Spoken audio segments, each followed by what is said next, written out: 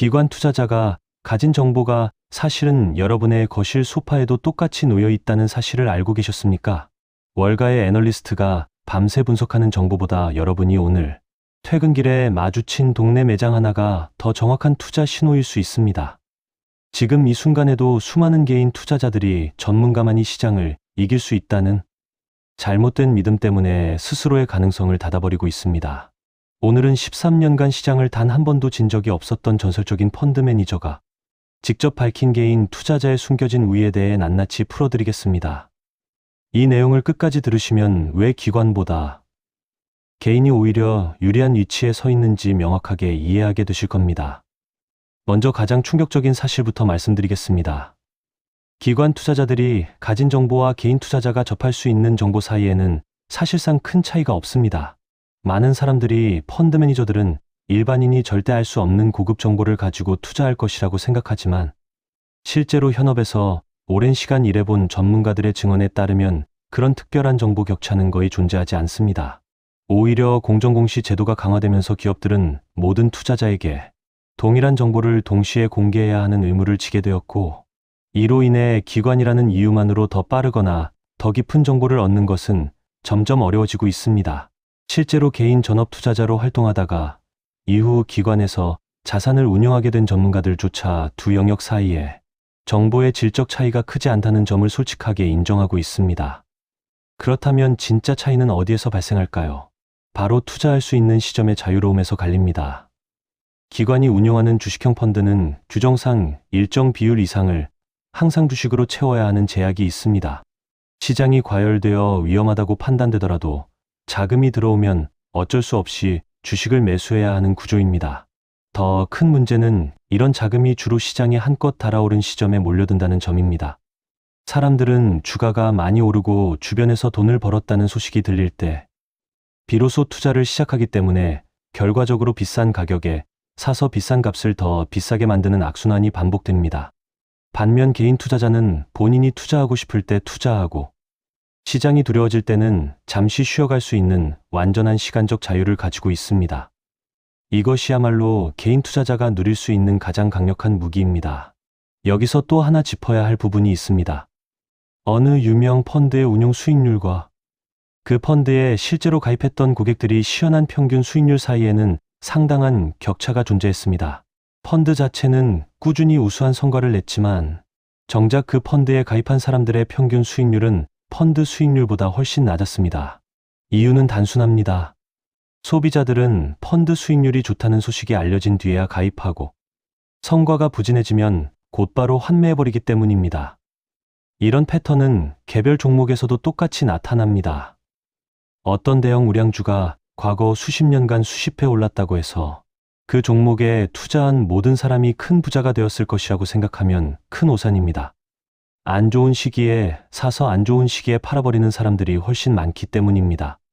결국 수익을 결정하는 것은 종목 선택만이 아니라 흔들리지 않고 오래 보유할 수 있는 심리적 안정감입니다. 그렇다면 개인 투자자가 진짜로 주식 투자에 뛰어들기 전에 가장 먼저 갖춰야 할 것은 무엇일까요? 놀랍게도 첫 번째 조언은 투자와 전혀 무관해 보이는 내용입니다. 바로 거주할 집을 먼저 마련하라는 것입니다. 이 조언의 핵심 논리는 심리적 안정에 있습니다.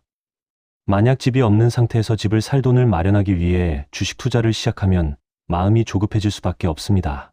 빨리 수익을 내야 한다는 압박감이 생기고 주가가 흔들릴 때마다 극심한 불안에 휩싸이게 됩니다. 반면 안정적인 거처가 이미 마련되어 있다면 투자가 잘 되지 않아도 당장 먹고 사는 데는 문제가 없기 때문에 훨씬 여유로운 마음으로 시장을 바라볼 수 있습니다.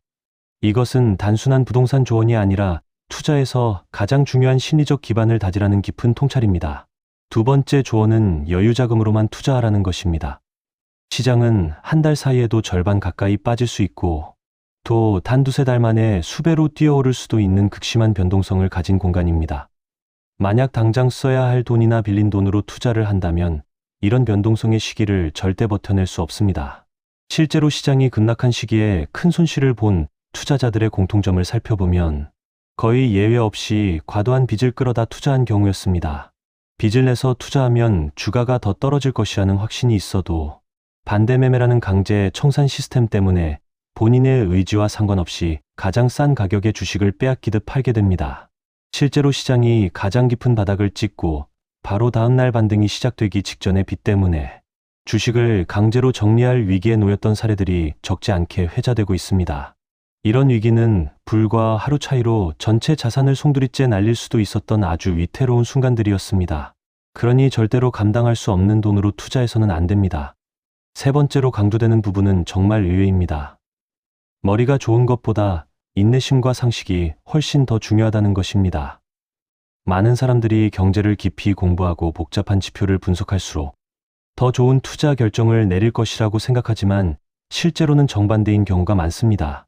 머리를 너무 쓰게 되면 자꾸 미래를 예측하려는 함정에 빠집니다. 금리가 오를지 내릴지, 경기가 어떤 모양으로 회복될지. 이런 것들을 예측해서 투자 시점을 맞추려는 시도는 사실상 신의 영역에 가깝습니다.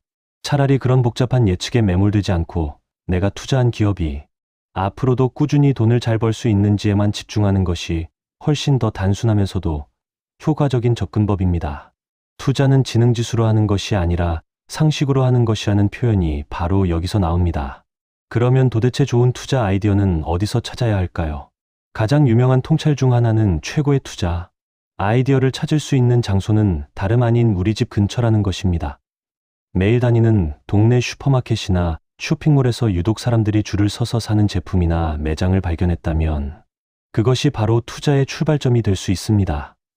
길거리에서 특정 브랜드의 옷을 입은 사람들이 눈에 띄게 많아졌다거나 어떤 음식점에 항상 대기줄이 길게 늘어서 있다면 이것은 전문 애널리스트의 보고서보다 훨씬 더 빠르고 생생한 시장의 신호일 수 있습니다. 실제로 일상에서 발견한 우수한 제품이나 서비스를 만드는 회사를 찾아내어 투자한 뒤 수십 배에 달하는 수익을 거둔 사례들은 수없이 많습니다. 하지만 여기서 절대 놓치지 말아야 할 함정이 있습니다. 일상에서 얻은 아이디어를 그대로 투자 결정으로 옮기는 것은 매우 위험합니다. 어떤 제품이 일시적으로 유행하는 것인지 아니면 정말 오랜 기간 사랑받을 것인지 구분하기는 결코 쉽지 않습니다. 한때 폭발적인 인기를 끌었다가 순식간에 사그라든 식품들의 사례를 떠올려보면 이 차이를 쉽게 이해하실 수 있습니다. 또한 어떤 제품이 인기를 끌고 있다는 것을 우리가 눈치챌 때쯤이면 이미 주가는 그 인기를 충분히 반영하고 한참 올라있는 경우가 대부분입니다. 그래서 일상에서 아이디어를 얻는 것은 투자의 첫걸음일 뿐이지 그 자체가 매수의 최종 근거가 될 수는 없습니다. 정말 중요한 것은 이 인기가 회사 전체 매출에서 차지하는 비중이 얼마나 되는지 그리고 그 비중이 점점 늘어나는 추세인지를 꼼꼼히 따져보는 작업입니다. 일반적으로 신규 인기 제품이 전체 매출의 10에서 20% 수준까지 차지하기 시작해야 실제 영업이익에 의미 있는 개선이 나타나기 시작합니다. 그 전까지는 화제성만 있을 뿐 실제 이익으로 연결되지 않는 경우가 매우 흔합니다. 그래서 일상에서 아이디어를 얻으라는 조언은 무조건 따라사라는 의미가 아니라 내가 정말 잘 아는 분야에 집중하라는 의미로 받아들이는 것이 맞습니다. 만약 특정 산업에 종사하고 있다면 그 분야의 흐름과 향후, 추이를 다른 사람들보다 훨씬 빠르고 정확하게 파악할 수 있는 위치에 있는 것입니다. 이런 직접적인 경험과 지식이야말로 진짜 정보의 비대칭성을 만들어내는 핵심 자산입니다. 두 번째 단계로 강조되는 것은 최소한의 공부입니다. 흔히 식료품을 살 때 기울이는 정도의 노력만이라도 종목을 고를 때 들이라는 표현이 등장하는데 이는 결코 과한 요구가 아닙니다. 그런데 현실에서는 이 최소한의 노력조차 기울이지 않고 주변 사람의 추천만 듣고 그대로 매수 버튼을 누르는 경우가 너무나 많습니다. 누군가가 어떤 종목이 좋다고 하면 그 이유나 근거를 묻지도 않고 바로 따라 사는 행태는 매우 위험합니다. 진정한 투자자라면 적어도 그 회사가 어떤 사업을 하는지, 매출 구조가 어떤지, 최근 실적이 어떻게 변화하고 있는지 정도는 직접 찾아보고 확인하는 습관이 필요합니다. 또 한 가지 매우 중요한 통찰이 있습니다. 보유 중에 신경을 꺼도 되는 주식은 세상에 존재하지 않는다는 것입니다. 많은 사람들이 장기 투자를 잘못 이해해서 한번 사놓고 그냥 잊어버리는 것이 장기 투자라고 착각하는데 이것은 완전한 오해입니다. 장기 투자란 길게 보유할 마음가짐을 가지는 것이지 아무 관심도 없이 방치하는 것이 아닙니다. 진짜 성공적인 투자자들은 보유한 기업이 처음 생각했던 아이디어대로 잘 운영되고 있는지를 끊임없이 점검합니다. 관련 뉴스를 꾸준히 확인하고 분기에 한 번씩은 회사 상황을 체크하며 1년에 한두 번은 직접 탐방하거나 주주총회에 참석하기도 합니다. 만약 처음 투자했던 아이디어가 더 이상 유효하지 않다고 판단되면 그때는 과감하게 매도하는 결단이 필요합니다. 마지막으로 정말 중요한 메시지가 하나 더 있습니다. 아무리 많은 전문가가 모여서 의견을 낸다고 해도 그들의 말이 동시에 모두 틀릴 수도 있다는 사실입니다. 결국 최종적인 투자 결정은 본인이 내려야 합니다. 전문가의 조언을 참고하는 것은 좋지만 그 의견을 100% 그대로 받아들여서 결정을 내리면 안 됩니다. 만약 스스로 명확한 근거를 가지고 그 결정을 내릴 수 없다면 사실 그 종목에는 투자하지 않는 것이 맞습니다. 독립적으로 생각하고 스스로 판단할 수 있는 능력이야말로 결국 모든 투자 원칙을 하나로 묶어주는 핵심입니다. 종합해보면 개인 투자자가 가진 진짜 강점은 결국 세 가지로 정리됩니다. 첫째는 투자 시점을 본인이 자유롭게 선택할 수 있다는 점이고, 둘째는 정해진 규모의 제약 없이 본인이 가장 잘 아는 좁은 영역에만 집중할 수 있다는 점이며, 셋째는 일상에서 얻는 직접적인 경험과 관찰이 때로는 어떤 전문 분석보다도 더 빠르고 정확한 신호가 될 수 있다는 점입니다. 다만 이런 강점을 제대로 활용하기 위해서는 반드시 안정적인 생활 기반을 먼저 다지고 여유 자금으로만 투자하며 최소한의 공부와 지속적인 모니터링을 병행해야 합니다. 시장이 흔들릴 때마다 공포에 떨며 보유 주식을 던지는 대신 인간의 본성과 자본주의 시스템에 대한 굳건한 신뢰를 바탕으로 묵묵히 자신의 판단을 지켜나가는 것이야말로 결국 시간이 흐른 뒤 가장 큰 보상을 가져다주는 길입니다. 지금 시장이 어렵고 혼란스럽게 느껴지실수록 오히려 이 원칙들을 다시 한번 점검해 보시는 것이 앞으로의 투자 여정의 든든한 나침반이 되어드릴 것입니다. 앞서 다룬 내용에 이어 종목을 실제로 어떻게 분류하고 골라내야 하는지에 대한 구체적인 방법을 이어서 풀어드리겠습니다. 먼저 알아두셔야 할 것은 모든 주식이 똑같은 성격을 가지고 있지 않다는 점입니다. 시장에 존재하는 종목들은 크게 6가지 유형으로 나눌 수 있습니다. 첫 번째는 저성장주입니다. 매출이나 이익이 거의 정체되어 있는 산업에 속한 회사들로 배당을 꾸준히 주는 경우가 많지만 폭발적인 수익을 기대하기는 어려운 유형입니다. 두 번째는 대형 우량주입니다. 누구나 다 아는 안정적인 회사들이지만 이미 너무 많은 사람들이 분석하고 들여다보고 있기 때문에 정보의 비대칭성이 거의 없어서 큰 수익을 노리기는 쉽지 않습니다. 세 번째는 경기순환주입니다. 산업의 업황에 따라 주가가 크게 출렁이는 유형으로 업황이 좋아지기 직전에 사고 꺾이기 전에 팔아야 하는 일종의 타이밍 싸움이 필요한 종목입니다. 네 번째는 회생주입니다. 흔히 턴어라운드 주식이라고 부르는데 한번 어려움을 겪었던 기업이 다시 살아나는 경우로 부도 위험이 사라진다는 사실 하나만으로도 주가가 여러 배 뛰어오를 수 있는 매력적인 구간입니다. 다섯 번째는 자산주입니다. 재무상태표에 잡혀있는 자산의 실제 가치가 장부상 가치보다 훨씬 높은데 시장이 이를 제대로 인식하지 못하고 있는 경우입니다. 마지막 여섯 번째가 가장 핵심적으로 강조되는 고성장주입니다. 이익이 빠르게 증가하는 기업으로 특히 규모가 작은 소형주일 때 그 성장 속도가 훨씬 가파를 수 있습니다. 매출이 이미 큰 대기업이 2배로 성장하는 것보다 작은 기업이 매출을 2배로 늘리는 것이 훨씬 더 현실적이고 빠르게 일어날 수 있는 일이기 때문입니다.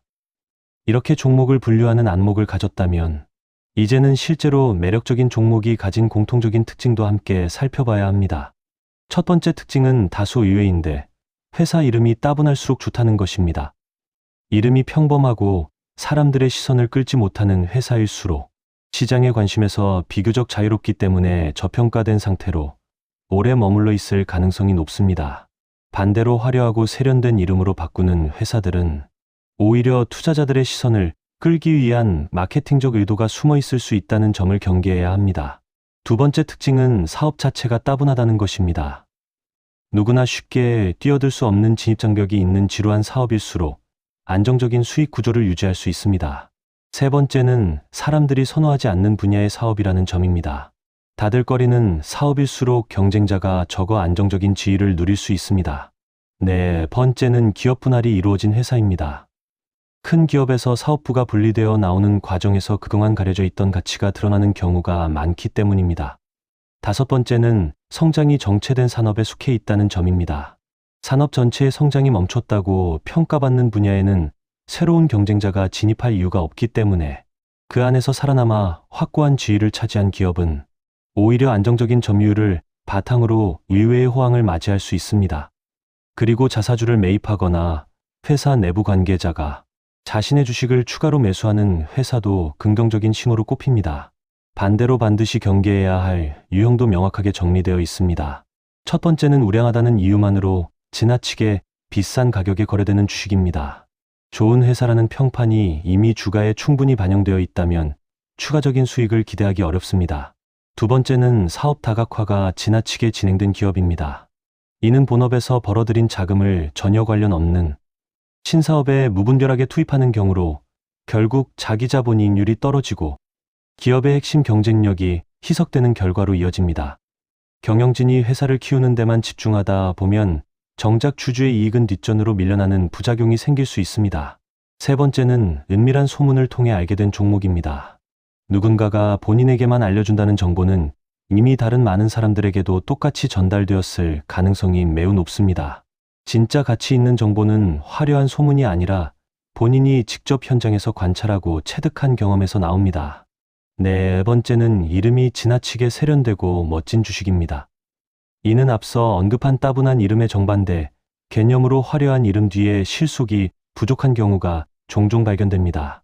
이제 이 모든 통찰을 관통하는 가장 핵심적인 세 가지 원칙을 정리해 보겠습니다.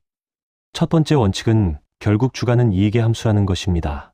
아무리 복잡한 이론을 동원하더라도 기업의 이익이 꾸준히 늘어난다면 주가는 결국 그것을 따라갈 수밖에 없습니다. 다만 여기서 조심해야 할 함정이 있습니다. 단순히 자산 대비 가격이 싸다는 이유만으로 매수하는 것은 위험할 수 있습니다. 장부상에 기록된 자산 가치가 실제로 시장에서 거래될 수 있는 가치와 다를 수 있기 때문입니다. 공장이나 설비 같은 자산은 장부에는 높은 가치로 기록되어 있어도 실제로 팔려면 그보다 훨씬 낮은 가격을 받아야 하는 경우가 많습니다. 그래서 단순한 자산 가치보다는 이익이 실제로 늘어나고 있는지를 더 중요하게 살펴봐야 합니다. 두 번째 원칙은 소음을 무시하라는 것입니다. 뉴스를 보면 하루에도 세상이 여러 번 무너질 것처럼 느껴지지만 실제로 그런 극단적인 사건이 매번 일어나지는 않습니다. 정보가 넘쳐나는 환경일수록 오히려 판단력이 흐려질 수 있습니다. 복잡한 도시의 소음에서 멀리 떨어진 곳에서 차분히 투자를 이어간 유명한 투자자들의 사례처럼 너무 많은 정보와 의견에 휩쓸리지 않고 자신이 직접 확인한 사실에 집중하는 태도가 중요합니다. 세 번째 원칙은 단기적인 등락에 흔들리지 말라는 것입니다. 시장은 늘 합리적으로만 움직이지 않습니다. 실제로 큰 수익을 거둔 종목들의 성과는 투자한 시점으로부터 3, 4년이 지난 뒤에야 본격적으로 나타나는 경우가 많았습니다.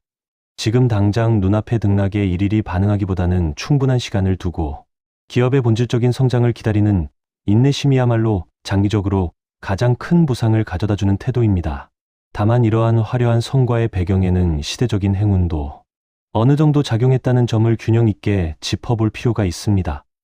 당시 활동했던 시기는 미국 시장이 오랜 약세장을 끝내고 본격적인 상승장으로 전환되던 시점이었기 때문에 상대적으로 기회가 풍부했던 환경이었습니다.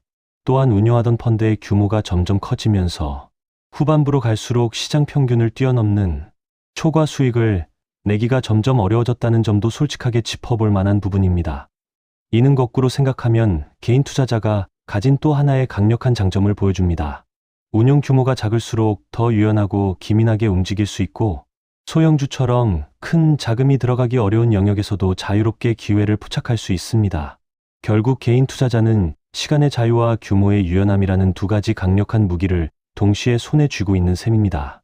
이 두 가지 무기를 제대로 활용한다면 누구든지 시장에서 충분히 의미 있는 성과를 만들어낼 수 있습니다.